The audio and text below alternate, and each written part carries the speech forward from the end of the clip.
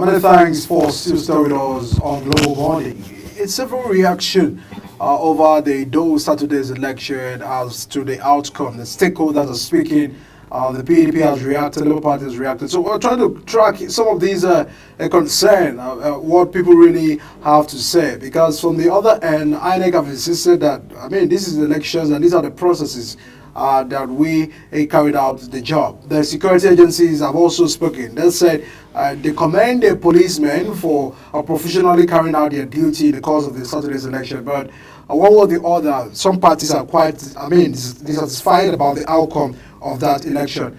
This morning, we joined from Benin City in those states by an observer and the Director General of Global for Conscious Living Against Corruption, Dr. Nwambu Gabriel, joins us from Benin City this morning. Thanks so much, Doctor, for joining us on the program. Good morning, and thanks for having me. All right, Doctor. I want you to react because you were on ground, you had observed all of those proceedings. And prior to the election, you had organized several press briefing in pre-notices to some of the early warnings your organization had captured. But from the outcome of the election, what is observations? What is your conclusion about the process? Well, thank you so much. I say all the time, election is not an event. Election is a process, and it commences right from the time or the date INEC rolls out the timetable for a particular event. In perspective to the Edo State governorship election, we started observing the pre-election activities, then we came into the election day. We commenced from the distribution, the arrival of materials to the CBN, and from the CBN, the distribution of sensitive materials from the CBN to the local government state offices of INEC, then from the local government offices of the INEC to the respective RAC centers. Then on Saturday, the election day itself, we observed the movement of materials from the RAC centers to the 4,518 polling units across Edo State. So we observed the election, as it were.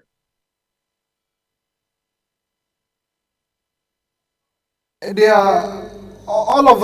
aftermaths of this election, the PDP are saying that during the coalition process, there was a mismanagement of the procedures right there, where some of the agents of the party, were not allowed to have access to the INEC office because from all indications, we monitored the election as well. It was free, and from the polling units, persons went out to vote. We also saw the fact that even the security agencies were professionally carried out. We didn't have to record any cause of loss of life. So in the process at the polling unit level, they are satisfied about that. But where the party are having serious concern is at the collusion point. What did you witness? What did you see? What do you feel probably was your observations about this process? And what does the law have to say about it? Thank you so much. You see, the law permits a polling agent or a party agent to represent each political party in the collation center. In other words, it tries to ensure that the polling centers or the collation centers are not overcrowded by various actors, or interested parties in the election. So we had the presence of respective party agents, in the various collation centers.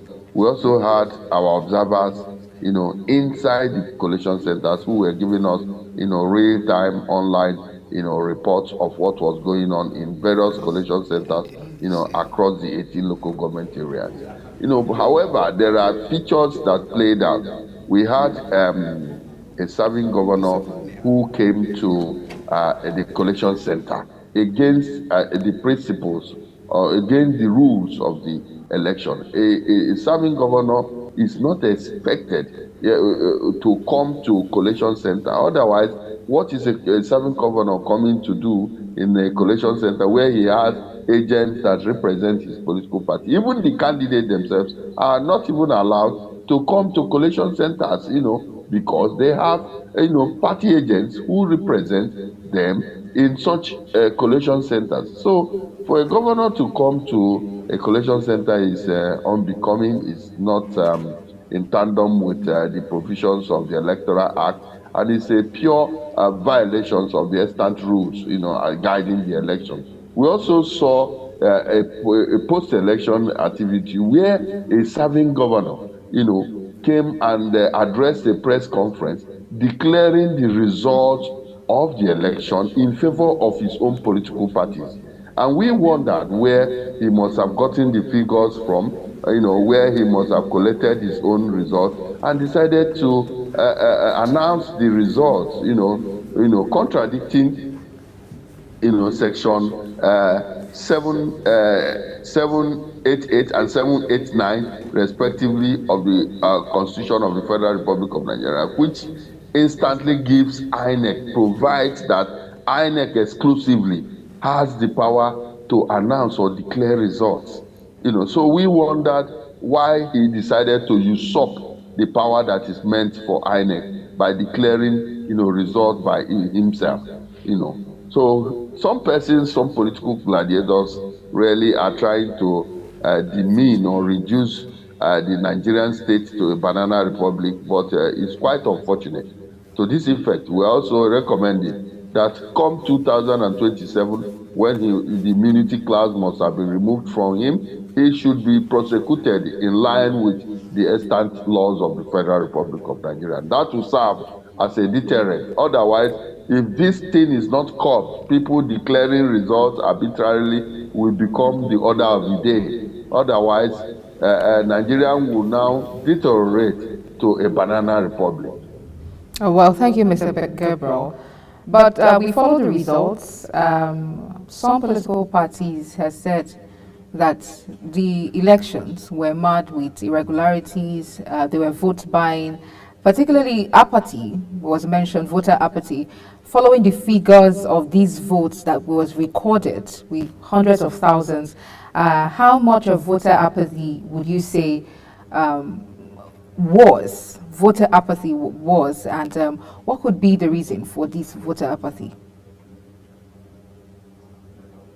Yes, thank you so much for your question. You see, on the 21st of September 2024, the election day itself, it started with a heavy downpour, which was, across the state, So that heavy downpour has significantly, affected the turnout of Edo people, to exercise their franchise because of the heavy downpour.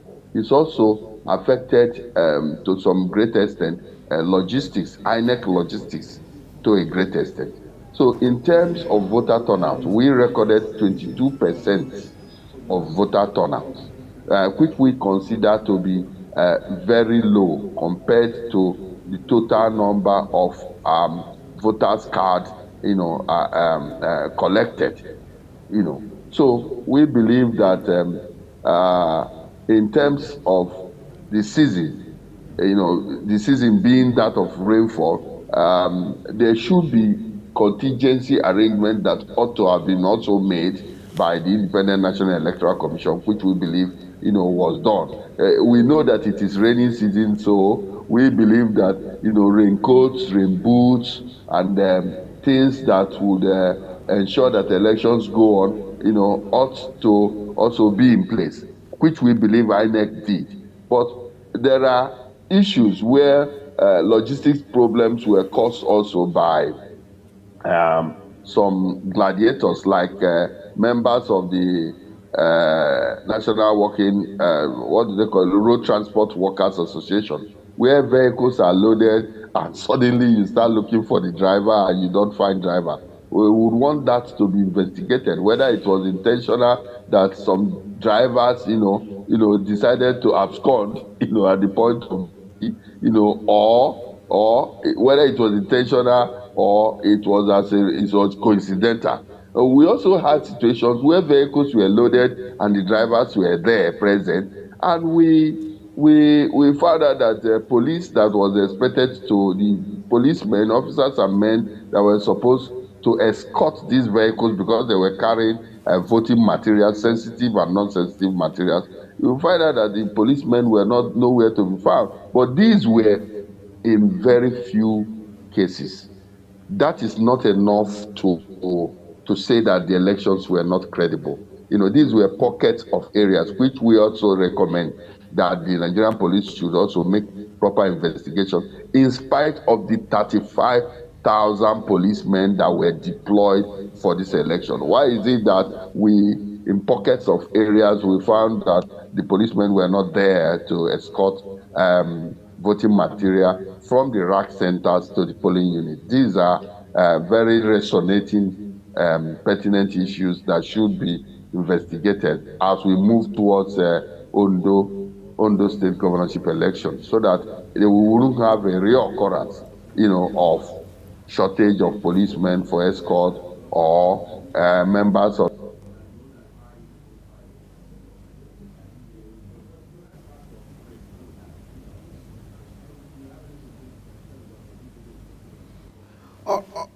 All right, Doctor, in a bit, because the off-cycle election of Edo, and the next one is that of Ondo State. I've also seen the threats by the ruling party APC saying that we are going to use the same strategy that we have used in Edo to Ondo. And just yesterday, Mr. Peter Obi, the Labour Party presidential candidate, reacted to that. And he said that it is a state capture by the ruling party. From all indications, with the statement of the APC to this election, do you feel that there is a plan to also scuttle processes rising towards Ondo State election?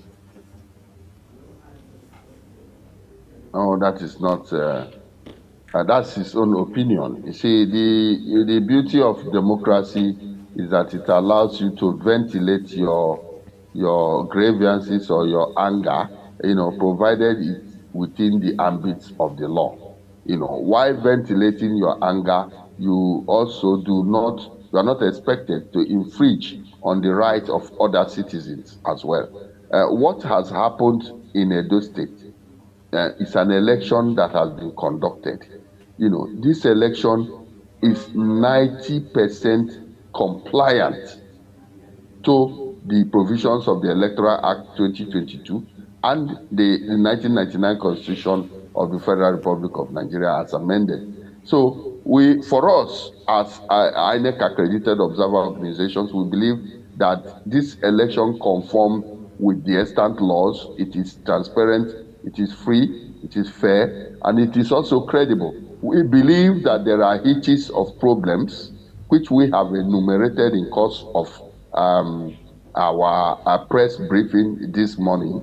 Right here in Benin City, we had enumerated it. We had also stated very clearly that some issues need to be investigated to prevent the resonation of such issues in Ondo State governorship election. However, it is not enough to say that these elections were not credible. INEC was on top of their game. The Nigerian police behaved professionally. The Nigerian military also tried their bid to cordon very sensitive areas. But we even had issues where the Nigerian army, prevented some INEC accredited observer groups, from moving. They, even with proper identification and accreditation, they were prevented from moving. That was unbecoming of some members of the Nigerian army. But these are pockets of areas. When you have pockets of little challenges, it is not enough to say that an election is not credible. The election in Edo State was transparent, it was free, it was credible. Even in the United States of America, it is still work in progress. Election cannot be 100% perfect anywhere in the world.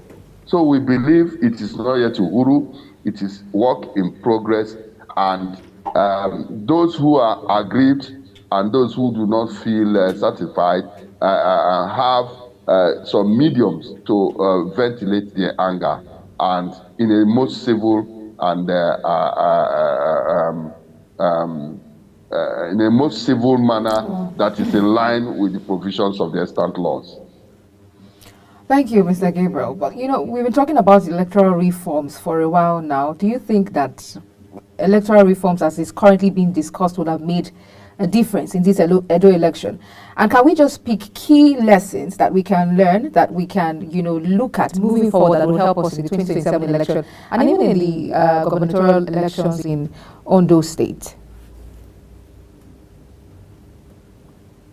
Yeah, the key lessons we'll learn is that we still saw in Edo State that vote buying was still perpetrated. Vote buying was still perpetrated, across board. Almost all the major political parties in Edo State governorship election, did some level of vote buying. However, it is in a very sophisticated manner, so it is difficult for you to actually discern. The kind of vote buying we witnessed in Edo State was a sophisticated one. It is different from the conventional way for which people come to polling units with sacks, and huge sums of money. Once you vote for the intended political party, you'll be paid. No. You see electorates exercise their franchise, and somebody somewhere is able to see the party for which they have voted for, which contravenes the procedure for vote casting. Nobody is supposed to see the political party for which you have, voted for. They raise it, and the person sees it. Then after casting the ballot, the person moves to another location, possibly giving a tally or something of identification, and the person goes several miles away to be paid. So it becomes more sophisticated, and it also becomes more difficult to know which party is perpetrating a vote buying. So these are cause for worry, and we are not saying it's a particular political party. All the major contending political parties perpetrated in this act, because we even saw the level of the extent to which some major political gladiators cooked jollof rice, were serving people with chicken and soft drinks, and while very close to polling units. And these are part of vote buying, probably to induce them. Nigerians are hungry, so probably the food was needed as well due to the hunger in the just country. be entertainment, for the very hot jollof rice I witnessed somewhere, and that's quite tempting. Thank you very much, Mr. Thanks so Wambo much, Gabriel. Doctor. Thank you for your time with us. Thank you for taking us through the aftermath of the elections in Edo State. Well, we'll take a quick break now, and when we return, Michael Edikan will walk us through topical issues of the national dailies. Please stay with us. We'll be right back.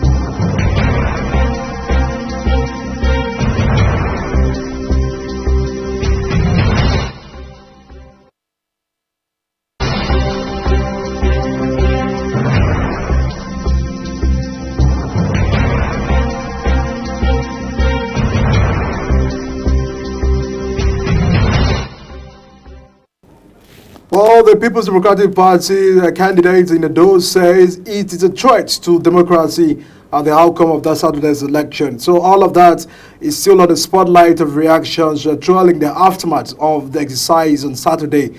I'm joined by Dr. Bartholomew, of course, with an elder statesman in the country to x-ray some of the outcome of the Edo election. Thanks so much, Doctor, for joining us this morning. You're welcome. Do you feel that the people of Edo are happy because we saw protests, at the very entrance of INEC on Sunday when they were collecting the result? We also saw that, earlier yesterday, some people were on the street protesting, jubilating as well. So they are concerned. PDP are saying it's a threat to democracy. AP are saying these are the vote of the people. So we're trying to find balance to what probably might be the issue from Edo poll. What is your assessment about the exercise? The whole people of Edo are not happy. When you say the whole people of Edo, the people that yesterday went on the street to jubilate, don't you think that? Those are those people that have access to the governor's meal on the table. Those who are close to Ikwela and Okwela. I'm not an Edo man, I don't know how to pronounce that name very well. Those who are close to him and are expecting to get something when he gets to the seat. Of course, they will jubilate. It's just like a robber.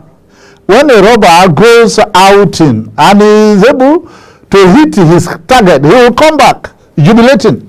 But if by and by he is caught and made to face, the punishment for his action, it will turn the other way around. So those who are jubilating, they know what has happened. And it is not only the people of Edo, in the whole Nigeria. They saw what happened as a rape of democracy. Well, if INEC is saying if you have otherwise evidences, you should actually get to court. But let's get to this issue. They said that it was the battlefield for Senator Adams Oshomole and Godwin Obaseki. And then there's some concern that is it the election that they will use to, probably resolve their concerns? Is it the elections that will be a room to settle score? Is it the election that they will use at the detriment of democracy and all of that? Do you feel that the controversy between Godwin Obaseki and Adams Oshomole was a strong determinant of this outcome? For sure. For sure. The rule of the game in the whole Nigerian nationhood, politics is by godfatherism and sonship. People don't come into political offices by qualification. They come there by godfatherism. Comrade Adams Oshomole, now Senator Adams Oshomole, fathered Governor Godwin Obaseki into the Edo governor's house. But when he came there, according to what I learned too, I am not there, was that Senator Adams Oshomole was making undue demands from Governor Godwin Obaseki. And Obaseki had to revolt. And the whole thing turned into a fiasco. And Governor Obaseki said that he was going to show Adams Oshomole, which eventually led to the edging out of Adams Oshomole from the APC chairmanship seat. He went to the ward level and made them to expel, and that was the end. And Adams Oshomole saw that as a slam, a big slam on his face, and he had to react. Me on my own, yes, for sure, if somebody fathers you into the political arena, and he begins to make undue demands, and you don't want to do them, there is a way you will approach it. Not like a father and a son, they stay together in a home, and the father makes a demand that is undue. And the son knows that this demand is undue. It will not now turn into a fiasco whereby the father will carry a log of wood and the son will carry cutlass. I don't support that. The action of Godwin Obaseki against Adams Oshiomhole, going to the extent of edging him out from the chairmanship seat, which Adams Oshiomhole got before he brought him into the political limelight. I saw that as a game played too far. So actually what happened now, Adams Oshiomhole is a human being. He will make sure that he fights back. And that was what actually happened.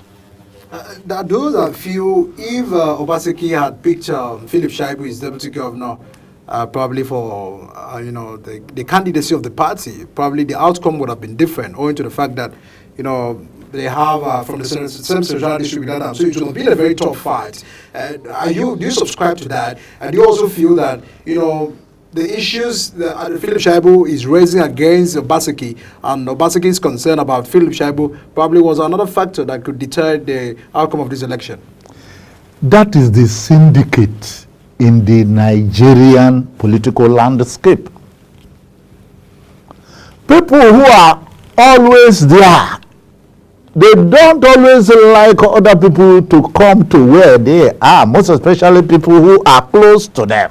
Do you think it was a betrayal on the part of the governor? Of course, yes. When Obasanjo was there, he never wanted Atiku to be president. Hello? He never wanted Atiku to be president. Where I come from, Pasi, Kogi. When Yahaya Bello was on seat, he never wanted Achuba to succeed him. He persecuted Achuba. And of course, during his second tenure, when Onoja came, he never wanted Onoja to become governor. Why would you behave like this? There is a slogan that goes, what is good for the goose is also good for the gander. You are here. You have made your 80 years. Haba, is it not cautious to allow your deputy, who has fought with you, who has supported you, to get there? That is the problem. So Godwin Obaseki getting into a fiasco with his deputy, Philip Shaibu, I feel is the greatest mistake of his life. So you feel that Philip Shaibu was a strong political factor for him? Why not? Why not? It happened, it played out in his local government. He took his local government. He swept his local government. And even if what happened at his local government was an arbitration of what actually should have happened, then Godwin Obaseki should have had agents that would have striven with them so that they did not do what they did. And in fact, in this political jingoism, when you get to a place and you are trying to subvert the will of the people, your people also should be there to support you. If they are not there to support you, all the malpractices that you are trying to carry out may not succeed.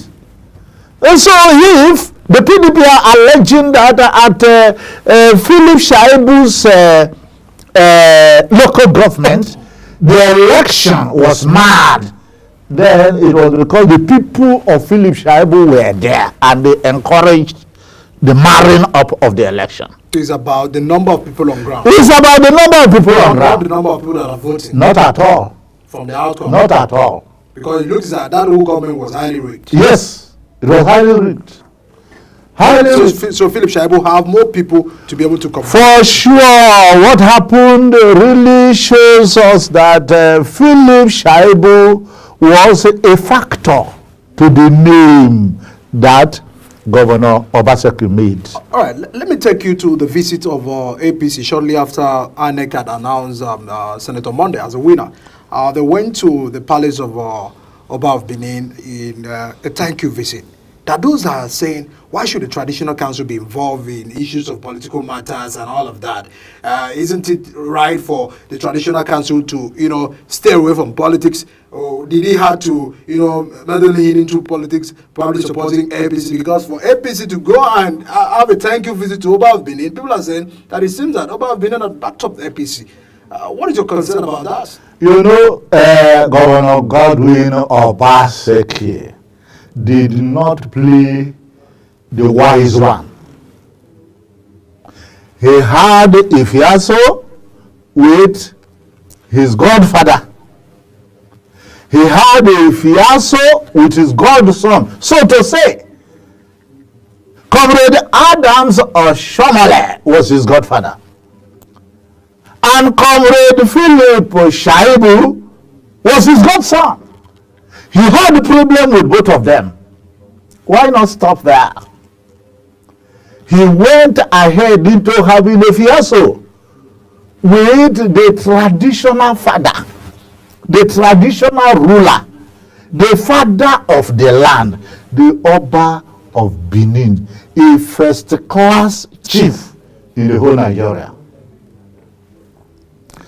Now, it was the Portuguese that visited Nigeria on the path to colonialism, followed by the Germans.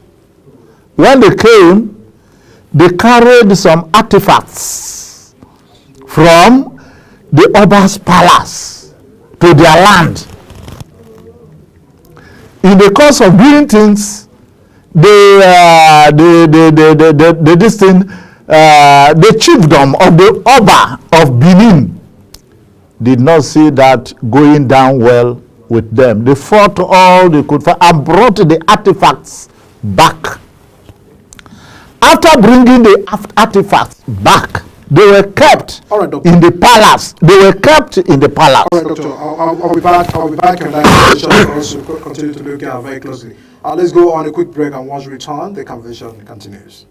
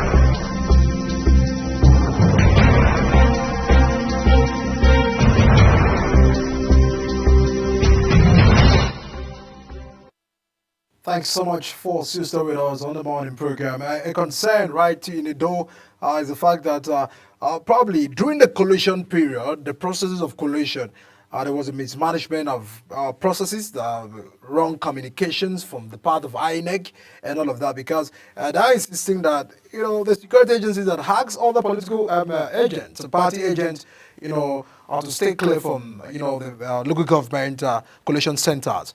All of that has continued to, raise the concern about transparency.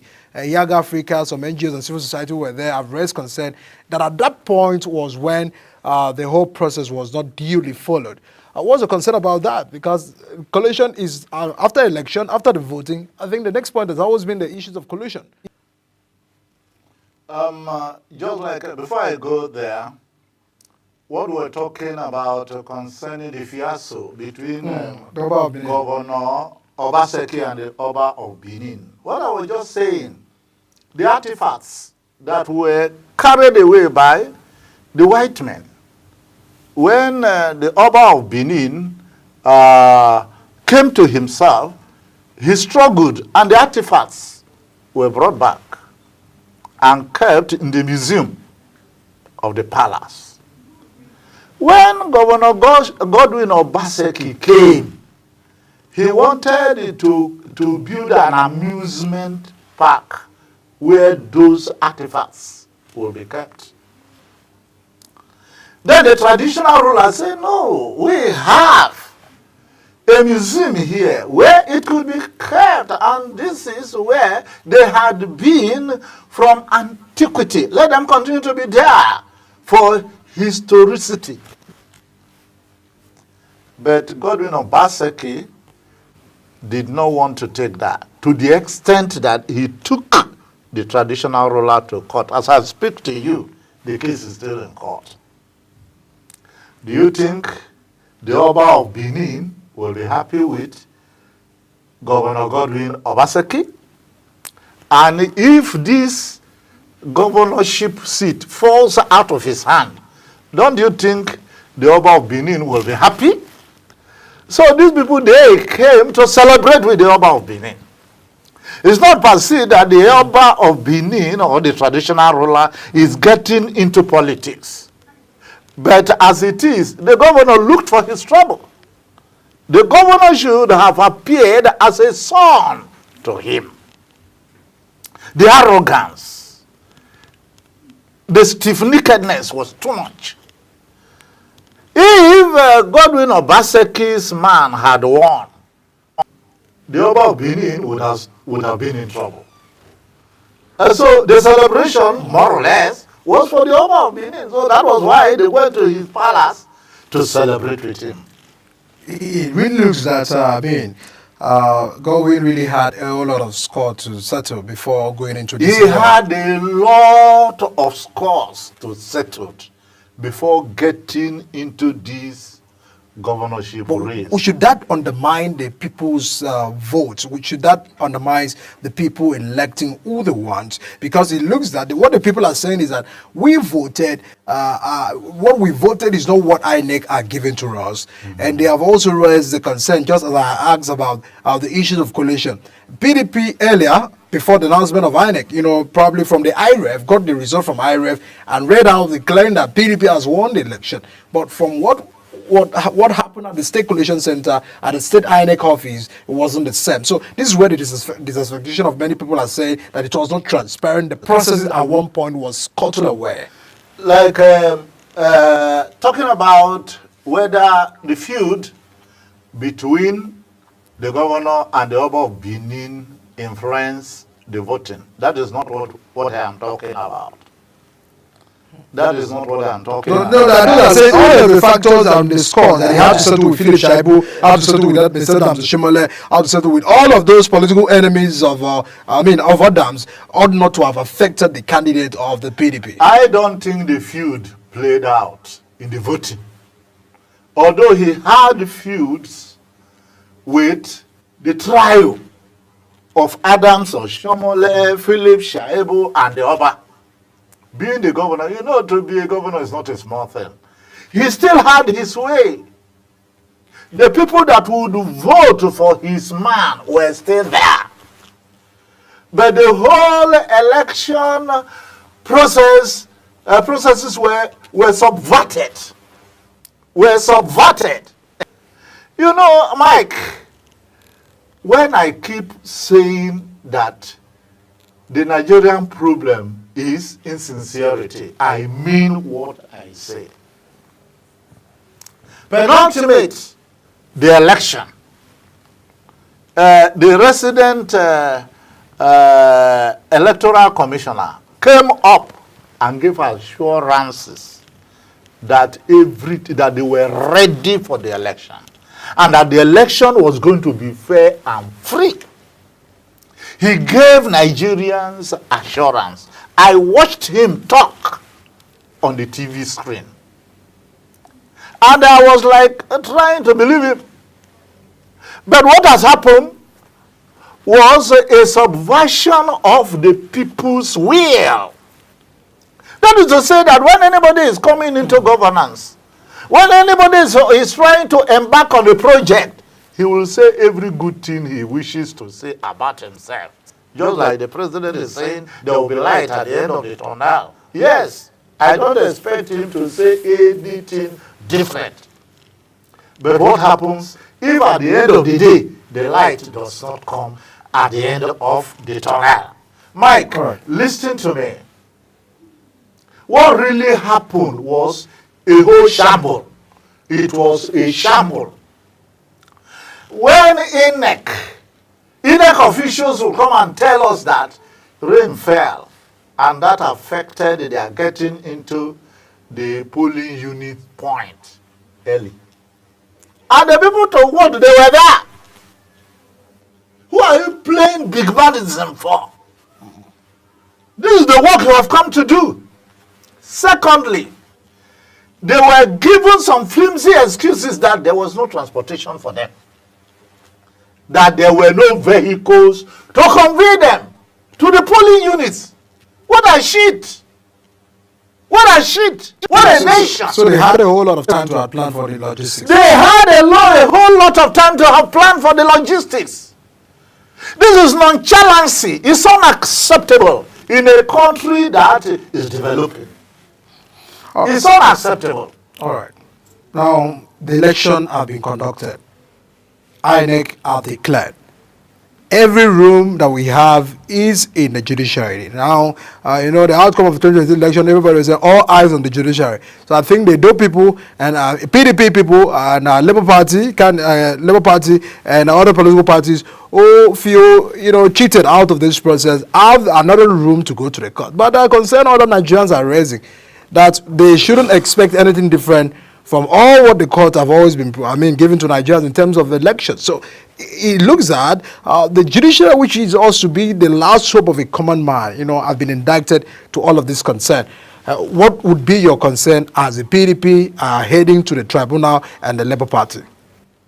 Very briefly before we conclude. The electioneering process in Nigeria is a shambles. There is no election in Nigeria. What is that? The election is the electoral officers and the judiciary. The electoral officers and the judiciary. Those who are at the helm of affairs in governance, they arrange the electoral officers to do their biddings, whether wrong or right. If they say it is right, even if it is wrong, it remains right. And if they say it is right, even if they say it is wrong, even if it is right, it remains wrong. We can have and at the end of the day, they will tell you to go to court. The same people that had worked on the electoral officers will go and work on the judge. And the judge will play the game according to their dictates. That is what we are seeing in Nigeria. There is no election in Nigeria. And Mike, let me tell you, this when you said there is no election, because we have the constitution that empowers some of these bodies to conduct elections and outcome. So INEC probably and is charging them obey the constitution. Probably, if those will tell you, if you do not have satisfaction, the constitution, if we obey the constitution, we won't have any problem. Now, if the processes of elections have been, marred with all of those abnormalities, which probably INEC will tell you is beyond their control, the issues of logistics, the transport association should be raised to concern, and those are telling you that if they cannot do their work, if over time they have been failing on the issue of providing vehicles, they should stop using them. Now go to other nature. The rain fell that day, and those I will tell you is scuttled and deterred some persons not to be out of that process. We are not having issues about the election processes. By voting processes. What parties are challenging is at the collision point, and we're trying to get many to how this result were collected. And INEC have read out the result and announced the winner, and there are those that are saying go to court. So in all indications, the ball now is in the judiciary. Should the judiciary not be blamed independently from INEC?